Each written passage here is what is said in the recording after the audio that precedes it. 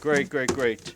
Thank you very much. We're delighted to be joined by Amy Pope, who, as you all know, is the Director General of the International Organization for Migration. She is briefing us. Are you from Khartoum? Is that correct? That's Great.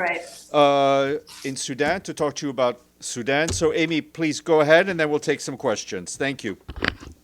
Thank you very much, and thank you all for listening in today. I am in Khartoum and am here in Sudan because of the significant scale of the current displacement crisis.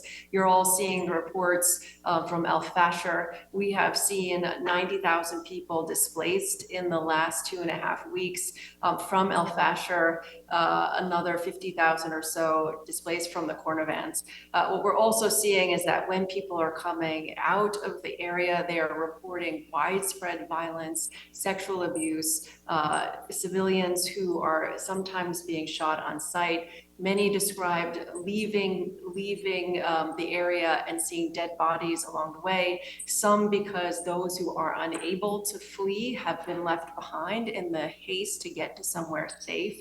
Some because they've been met with violence. The scale of the need is absolutely incredible, but of course it is coinciding at a time when there have been unprecedented humanitarian cuts to humanitarian assistance around the world. And so my purpose in being here is to draw attention to what's happening, to the scale of the need, to the importance of ultimately a peaceful solution, a political solution, but in the meantime, to make sure that extremely vulnerable, especially women and children, get the services that they need. So thank you very much. I'm very happy to take any questions, and I appreciate your attention. Thank you. Amélie, AFP? Thank you for your briefing. Amélie Bottelier from AFP News Agency. We heard a lot in the last few weeks, months about El Fasher, but it seems that the violence now is spreading quite quickly in the two Kordofans. Do you have any details of what's going on in Kordofans? And especially it seems that it's been difficult in the last few days to reach anyone on the ground. There's some sort of communication issues. Do you have any details of what's going on over there? Thank you. Yeah, so the primary concern is communication and getting reporting from inside the areas. We do have our displacement tracking matrix, colleagues, professionals who are providing information about what's happening. It's for that reason that I can tell you that we've had about 90,000 displaced from El Fasher, but another 50,000 who are displaced from the Kordofans. And what we're hearing is that many are reporting much of the same kinds of violence that they are fleeing, and that they are not safe. So the need there, it is quite similar to what we've seen in El Fasher, and the humanitarian significance of this can't be understated. Thank you very much. Abdelhamid? Thank you so much, Abdelhamid Si. I'm from the Arabic daily Al-Quds Al-Arabi. Can you tell us about the activities of the UN organs in the area? How you coordinate as IOM with OCHA and other humanitarian organizations? Thank you. You'll see this over the course of the next several weeks, that the leadership from the humanitarian agencies making a trip to Sudan.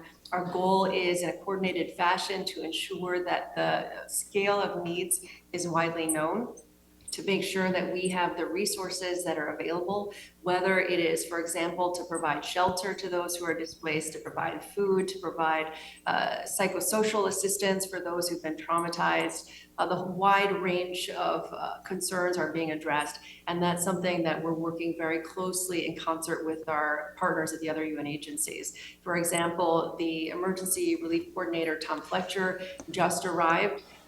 We are communicating often. The current deputy of WFP is also in town. Collectively, we're hoping that by driving awareness, by visiting various parts of the country, we can provide a comprehensive picture to the world of what needs to happen to support especially vulnerable civilians who are fleeing the violence. And my question, are you all safe and no UN staff or affiliated staff had been wounded or missing or killed? Over the last several months, there have been humanitarian staff who have been wounded, who have been killed. Some of our colleagues who work on the displacement tracking matrix did lose their lives in the last couple of months. We've had other colleagues who have been wounded in the crossfire. This is being reported amongst all the UN agencies, all the humanitarian international NGOs and NGOs. The situation is quite dire, and our goal is to make sure that humanitarian aid can be provided and that the humanitarian actors are not caught in the middle. Thank you. Evelyn? Thank you. Evelyn Leopold. Do you have any access to Darfur for aid? We have some access, so we have trucks that are now going into Tooele, but as you can imagine, getting the resources there in time to meet the need it's simply not enough. This is why we are advocating, along with our other humanitarian partners, for the urgent need for humanitarian access, including a ceasefire so that humanitarian aid can be given to those who are still stuck in the middle of the conflict.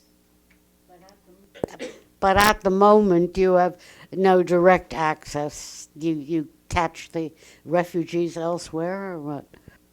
That's primarily we are providing support to people as they leave, with the exception of the access of what we call the enumerators, the people who provide the data that inform the entire humanitarian assistance. The access is extremely limited. Thank you. Gabriel, Al Jazeera? Thank you, Ms. Pope. This is Gabriel Zondo from Al Jazeera English. Can you give us an update on the funding of the emergency response plan? It's my understanding that it's under 10%. And specifically, can you tell us how that is affecting your operations right now? So I can speak specifically about the shelter cluster, which is where IOM is involved, meaning that we're providing shelter, basic dignity kits, cooking kits to those people who need them most.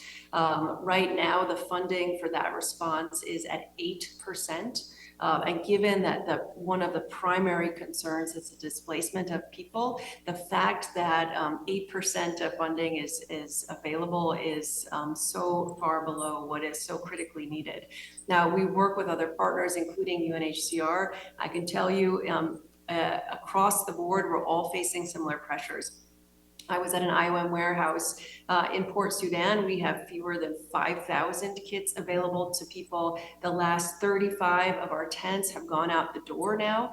UNHCR is waiting now for about 2,000 tents that are still in customs. But as you can imagine, as I've described, the scale of the displacement will not be met with 2,000 tents. So there is a very, very urgent and critical need to scale up the resources. And that's true across the board for all of the parts of the humanitarian response. Thank you. Farnoosh, AP?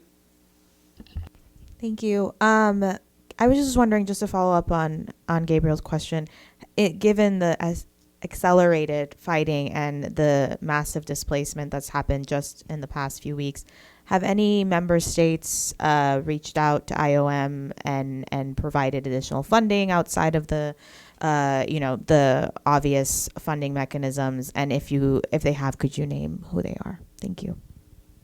I can say that there have been a number of various member states who have asked for additional information, who are seeking data.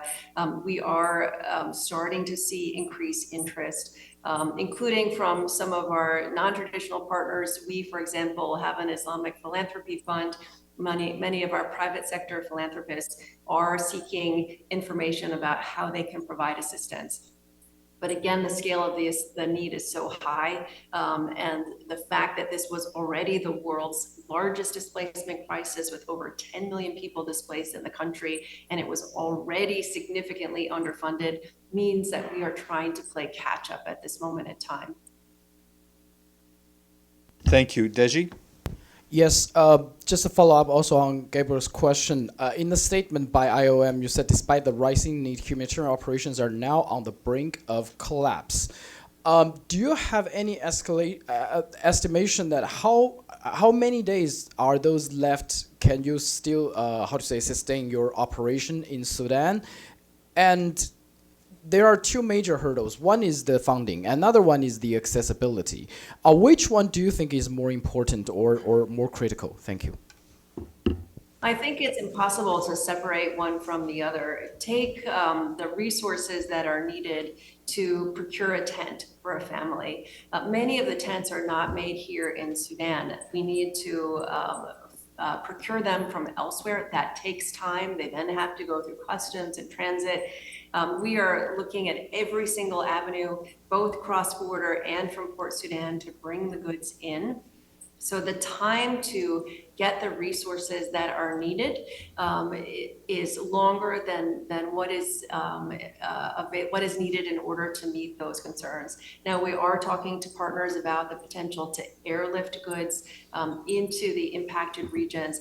The ability to airlift would quickly, much more quickly enable us to meet needs. But again, then it comes down to resources, the resources to pay for airlifts, the resources to pay for the goods that are needed. So again, it's very difficult to untangle these two. It's critical that we address both at the same time. Thank you. Any questions online or in the room? Yes. Amélie, please go ahead again. Yes, sorry, just a detail on the numbers you gave at the beginning. The 50,000 displaced in Kordofan, it's over which period of time? It's the same period of time from the end of October. We will release Amy.